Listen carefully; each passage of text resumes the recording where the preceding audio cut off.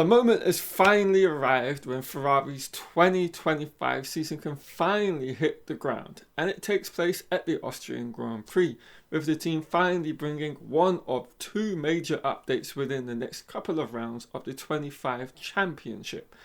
But with their track record over the last 20 years or so, what can we truly take from what they say? Now, what we are talking about within this video is of course the upgrade package revolving around not only having a completely newly revised rear suspension, but also a brand new floor for the SF-25 along with that suspension. This is what should culminate in Ferrari being able to unlock all of the load and downforce that they have as yet in 2025 not been able to do. For this event, Ferrari are bringing the new floor for the event, as well as some other parts to make quite a major and substantial upgrade package for this weekend. For the suspension, it is presumed it will be ready in time for Silverstone, but of course that could trickle on until Spa. But what is for certain, Ferrari have high hopes for this weekend as a result of this newly revised floor, which they hope will unlock all of the performance within the SF-25. Now, I don't know about you guys, but I do feel like a bloody broken record when it comes to Ferrari and talk of a new floor, new suspension, weekend in, weekend out, video in, video out, when they talk about Ferrari. But finally, that can stop and I can shut up from this weekend onwards with regards to this floor. And of course, this revolves all around what happened at the beginning of the season in Bahrain, when they took to the track and the wind tunnel sim data did not correlate with what was happening in the real world, and essentially is a correlation issue. Now, what happens when you go to every single circuit in a Formula 1 season is you have to set a car up from two parameters, a mechanical one and of course an aerodynamic one. And there are certain compromises a team has to make with regards to every single package that they have for a Grand Prix weekend. Some of those leave them having a little bit of a weaker deficit in, say, high speed, medium speed or slow speed corners as a result of the circuit's characteristics. But one thing is for certain with regards to Ferrari, they've had to compromise in a dramatic sense for all of the Grand Prix we've had in 2025. They have been nowhere near the levels through which they believe they should be at. In fact, when they turned up in Bahrain, they thought they had a car they could fight for both world championships this season. So of course, there is a huge amount riding on these two upgrades across hopefully the next 2 weekends.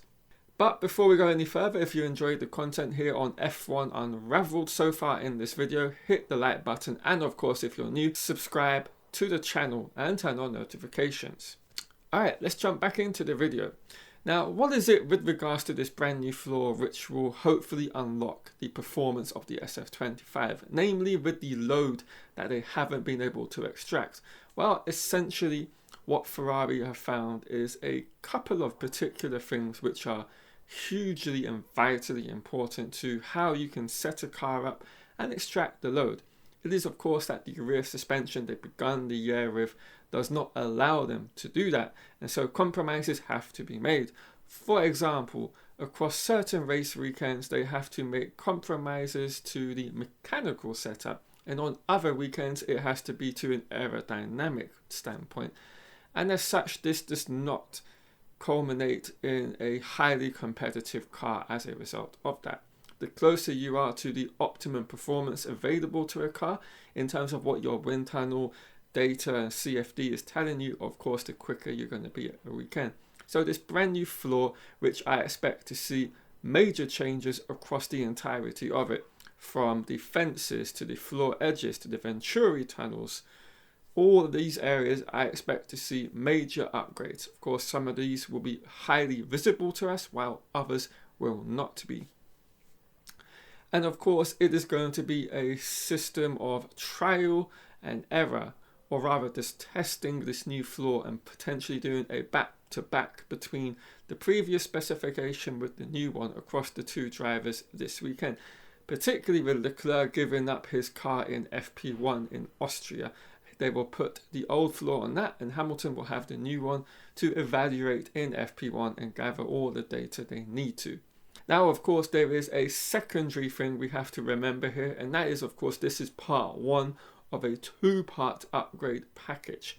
Both of these upgrades are aimed at working in harmony to finally alleviate this issue they have with not being able to unlock all of the performance. So while it should help improve the overall performance and the load they can get out of the car, it will not be a complete fix this weekend. That will come when both packages are on the car working in harmony. At least that's what the team, of course, and the engineers hope for. Whether that is the case, only time will tell once both packages have arrived onto the car. But there is something we can measure. If we see an upturn in performance this weekend in their competitiveness, particularly in qualifying, I think that will be a positive sign to see from Ferrari. And that will, of course, then say to us and to the team, yes, what we've been working on has finally worked, it's come to fruition, and we can then have a little bit more confidence with the rear suspension that is to come to the car. And then from there, maybe we can see a highly competitive Ferrari, which we expected and the team did to see from the beginning of the season. And if not, of course, that will be that.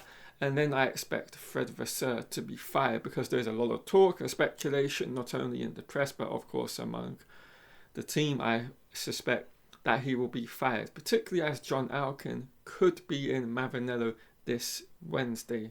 So there could be a little bit of movement with regards to that. But of course, Leclerc and Hamilton are very much on Vasseur's side and want him to be still team principal for this season and beyond.